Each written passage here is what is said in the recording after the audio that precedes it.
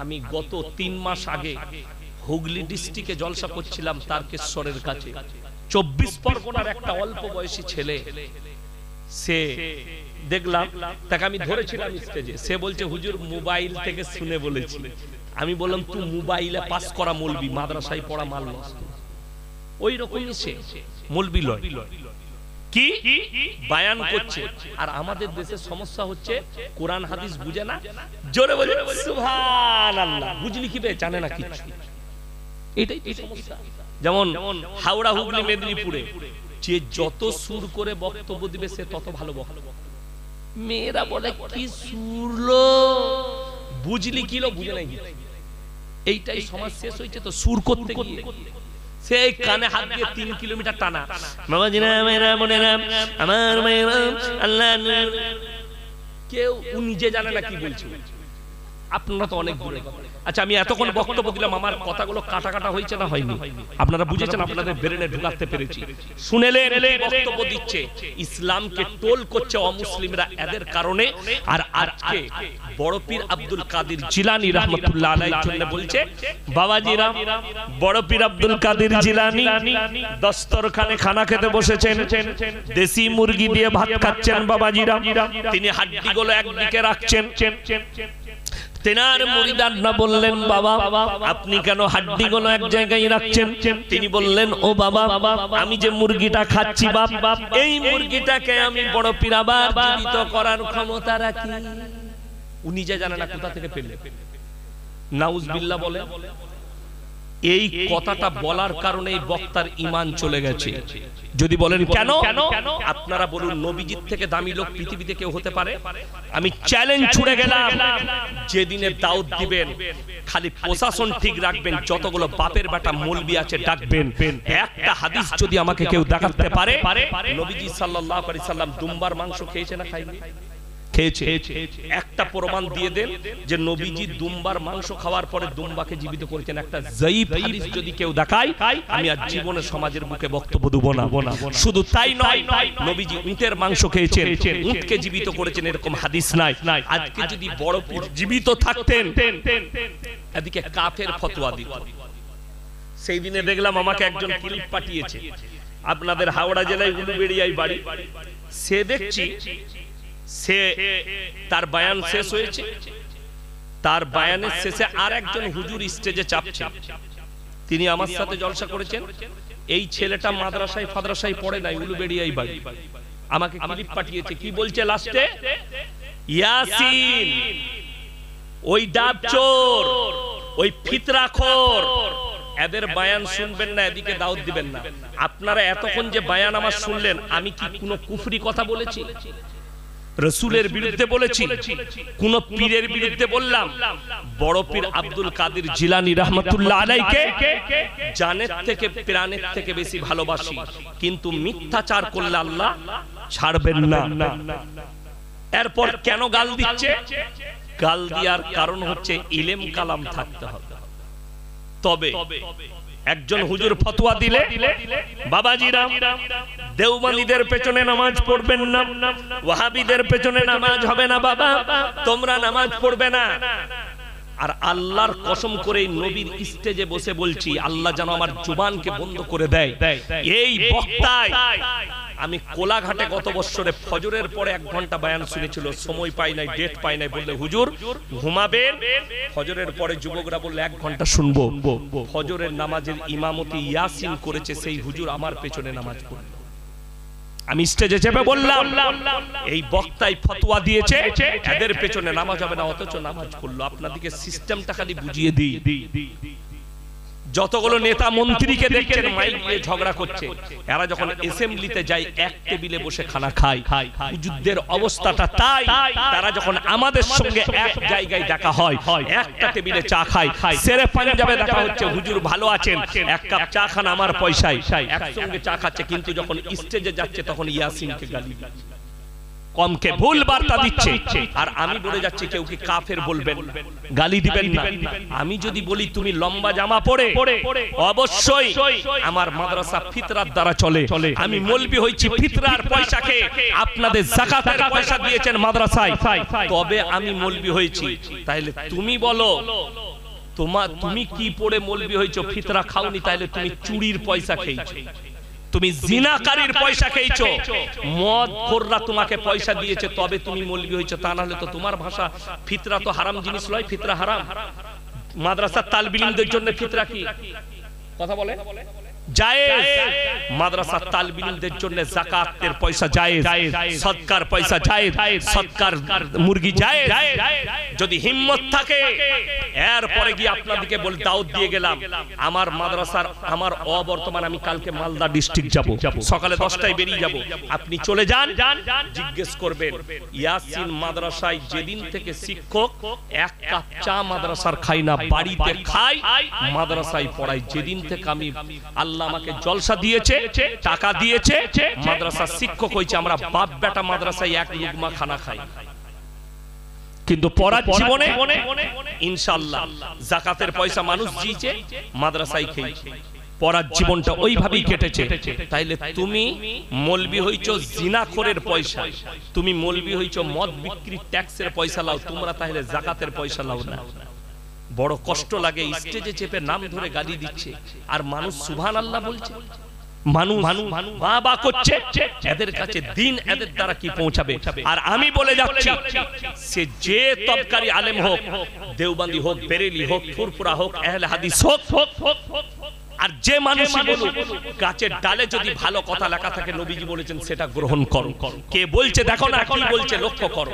ইয়াসিনের কথাটা যদি হাদিস বিরোধী হয়, কোরআন বিরোধী হয়, আমার কথাটা ছুঁড়ে ফেলিয়ে দিবেন, রাসূলের কথাটা আর কোরআনের কথাটা নেবেন। আমি ইয়াসিন বলে গেলাম, ওই জন্য কেউ কি গালি দিবেন না। আমি বলে যাচ্ছি যারা আমাকে ভালোবাসে তাদেরকে আমি বলি, যারা আমাকে ফেসবুকে ইউটিউবে গালি দিচ্ছে, তোমরা গালি দিও না, ঈমানকে নষ্ট করো না। অশ্লীল ভাষা যারা ব্যবহার করে, এটা বুখারী শরীফের হাদিস, তারা হচ্ছে মুনাফিক। প্রশ্ন আছে বাংলাদেশে যা চলছে আপনি কি বলতে চান? দেখুন, বাংলাদেশ এখন বর্তমান পরিস্থিতি খুব উত্তাল। ইসকনকে নিয়ে একজন ইসকনের পুরোহিতকে অ্যারেস্ট করা হয়েছে। জানি না কি অপরাধ, আমি অত সময় পাই না, মাদ্রাসা আছে, জলসা আছে, ক্লাস আছে, সময় পাই না। রাস্তায় গেলে একটু দেখি। এই আমার যা, আমি কালকে ঘুমাতে পাই না, আমার ঘুম হয়নি। আমি ফজরের সময় ঢুকেছি, মুর্শিদাবাদে একদম বর্ডারে ছিলাম, ডোমকলে, সারাদিন ঘুমাতে পাইনি। এখানে এসছি, এখন যদি আমাকে এইখানে শুয়ে দেন আমি ঘুমিয়ে যাব। যা পরিস্থিতি শুনে আমার আওয়াজ শুনে বুঝতে পারছেন, সারা রাত জাগা, সারা দিন জাগা হয়ে গেছে। আজকেও রাতটা আমার যাবে ফজর পর্যন্ত, কালকে আবার 10টায় বেরোতে হবে। তবে বলি বাংলাদেশের অবস্থা খুবই করুণীয়। আমি বলবো যে দেখুন, এর পেছনে বহুত বড় ষড়যন্ত্র চলছে। ডাক্তার ইউনূস রাজত্ব পেয়েছে, হাসিনা সরকার ওখান থেকে পতন হয়েছে, তার দলের লোকরা চাইছে যে যা হোক করে আমরা ডাক্তার ইউনূসকে সরাবো। তবে আমি কালকে বলেছি, ডাক্তার ইউনূস যদি আল্লাহর পক্ষের লোক হয়, রাসূলের পক্ষের লোক হয়, কোরআনের পক্ষে হয়, তবে আমার দোয়া থাকবে তার জন্য যে আল্লাহ তাকে কামিয়াবি দেখ, এবং আল্লাহ যারা দ্বীনের পথে থাকবে আল্লাহ তাদেরকে রাজত্ব দান করুক। সকলে জোরে বলুন আল্লাহুম্মা আমিন। উত্তর প্রদেশের সম্বল মসজিদ, আমি আগেই বললাম যে দেখুন, এই সম্বল মসজিদ লয়, এর আগে জ্ঞানবাপী হয়েছে, সম্বল হলো, তার আগে এরা মনে করেছে বাবরি মসজিদটা আমরা জোর জবরদস্তি কেড়ে নিয়েছি। যেটা রায় দিয়েছে অবৈধ রায়, বাবরি মসজিদের রায়টা রাইট নয়, রং। তোমরা গায়ের জোরে রায় দিয়েছো। বাবরি মসজিদে প্রমাণ পাইনি যে ওখানে মন্দির ছিল রাম। ওদেরই পুরোহিতরা বলছে রামের জন্মের জায়গাটাই ঠিক নেই, তিনি কোথায় জন্মগ্রহণ করেছেন। বড় কষ্ট লাগে। যাই হোক, তোমরা যে স্বপ্ন দেখছো আমরা তোমাদের স্বপ্ন পূরণ হতে দেব না। তবে আপনাদেরকে বলে যাই, অ্যালার্ট থাকবেন। যেদিনে কলকাতায় ডাকা হবে আপনারা হাজির হবেন, জোরে বলুন ইনশাআল্লাহ। তারা উঠে পড়ে রেখেছে ওয়াকফ সম্পত্তিটা 46,000 একর জমি খালি মুসলমানের আছে ওয়াকফ সম্পত্তিতে। বর্তমানে এইগুলো কেড়ে নিয়ে আদানি আর আম্বানিকে দিবার একটা পরিকল্পনা করেছে মোদী সরকার। ইনশাআল্লাহ কামিয়াবি হতে দেব না, ইনশাআল্লাহ আমরা হতে দেব না তোমার এই কামিয়াবি। কেন? আম্বানি যে জায়গাটায় বাড়ি করে রেখেছে তার বাড়িটা, ওই জায়গাটা ওয়াকফ সম্পত্তির জায়গা। সে বাঁচানোর জন্য তাকে ওই জায়গাটা মাত্র ধোকা দিয়ে 50 কোটি টাকায় কিনা হয়েছে। বর্তমানে কয়েক হাজার কোটি টাকার মূল্য ওই জায়গা। মুম্বাই ধোকা দিয়ে মুসলমান দিকে কিনা হয়েছে। এইরকম হাজারো সম্পত্তি আপনার কেড়ে নিবে, আদানিকে আর আম্বানিকে দিবে, তোমরা কাজ করো। আর আপনাকে এসে বলবে এই রোডের সাইডে সাকরাইলের আপনার অঙ্কুরহাটির মসজিদ, এই মসজিদটা ভেঙে দিয়ে তোমরা অন্য জায়গায় মসজিদ করো, জায়গা দিচ্ছি, এটাই আমরা একটা আমাদের নিজস্ব কোনো প্রকল্প। আপনি কিছুই করতে পারবেন না। ওই জন্য এটা আমাদের বাপ দাদুদের সম্পত্তি, আমাদের পৈতৃক সম্পত্তি, আমরা এটার জন্য প্রাণ দিতেও রাজি আছি। সকলে জোরে বলুন ইনশাআল্লাহ। আর ইনশাআল্লাহ আমি নিয়ত করেছি, যেমন ভাবে বলছে জ্ঞানবাপী মসজিদের নিচে মন্দির আছে, যেমন ভাবে বলছে সম্বলের মসজিদের মন্দির আছে, আমিও ইনশাআল্লাহ খুব তাড়াতাড়ি কার উপরে টার্গেট করব বলা মুশকিল। আমি তো খালি দুটো নাম এমনি নিলাম, কিন্তু কোন জায়গাকে টার্গেট করে আমি হাইকোর্টে কেস করব তা কেউ জানে। খুব তাড়াতাড়ি আমি ইনশাআল্লাহ আমি অনেক জনকে বলেছি, রেডি হও, হাইকোর্টে কেস দাখিল করো, আমাদেরকে অর্ডার দাও, এই জায়গা সার্ভে করে ওর তলায় মসজিদ আছে খুঁজে বার করো। আপনারা জানেন বর্ধমানে ইউনিভার্সিটি আছে না? আছে। খোঁজ নিয়ে দেখুন ইউনিভার্সিটিটা কার জায়গায় আছে। আমি খালি এতটুকু বললাম, খোঁজ নিয়ে দেখুন বর্ধমানে গোলাপবাগে কতগুলো মসজিদের জায়গা দখল করে বসে আছে, খোঁজ নিয়ে দেখুন। আমার একজন বন্ধু আছে, অনেক কেস লড়ে বর্ধমানে হাইকোর্টে, বর্ধমান কোর্টে কেস লড়ে ওই জায়গা বার করে মসজিদ তৈরি করেছে ইউনিভার্সিটির কাছে। আলী ভাই না, আল্লাহ তার হায়াতে বরকত দেখ, বলুন আমিন। লোকটা বড় মেহনত করেছে, আমার খুব খাস বন্ধু, বড় মসজিদ করেছে। তাই আমার ভাই সকলে হাত তুলে একবার বলুন আজ থেকে নামাজ কেউ ছাড়বো না, জোরে বলুন ইনশাআল্লাহ। পাপাচারি থেকে নিজের দিকে বাঁচাবো, জোরে বলুন ইনশাআল্লাহ। মা বোনের দিকে পর্দায় নিয়ে আসবো। প্রত্যেকটা বাড়িতে আমি বলে দিই, রাসূলের দুটো হাদিস লাস্টে শুনিয়ে দিই, যারা আল্লাহর রাস্তায় দ্বীনের পথে থাকবে আল্লাহ কিয়ামত পর্যন্ত তাদেরকে ইজ্জতের রুজি দান করবেন, জোরে বলুন সুবহানাল্লাহ। যারা 5 ওয়াক্তের নামাজি হবে মৃত্যুকাল পর্যন্ত হাদিসে আছে তাদের রুজিতে কোনোদিন কমি হবে। প্রত্যেকটা বাড়িতে নামাজ চালু করব, জোরে বলুন ইনশাআল্লাহ। বাচ্চা ছেলে হোক মেয়ে হোক 7 বছর পেরুলি নামাজের আদেশ দিবেন, সকলে জোরে বলুন ইনশাআল্লাহ। আর লাস্ট কথা, মারা বাবারা শুনেলেন, যে বাচ্চাদের 7 বছর বয়স হবে, যদি মেয়ে হয় যদি মহিলা হয়, বাচ্চা মেয়ে 7 বছর বয়স হলে তার বিছানাটা বাপের কাছ থেকে আলাদা করতে হবে। এটা হাদিস রাসূলের আদেশ। কোন বাচ্চা যদি 7 বছর বয়স হয়, বেটা ছেলে, তার মায়ের কাছ থেকে বিছানা আলাদা করে দিতে হবে। মা খুব ভালোবাসে কিন্তু বিছানা আলাদা করতে হবে, এটা ইসলামী শরীয়ত।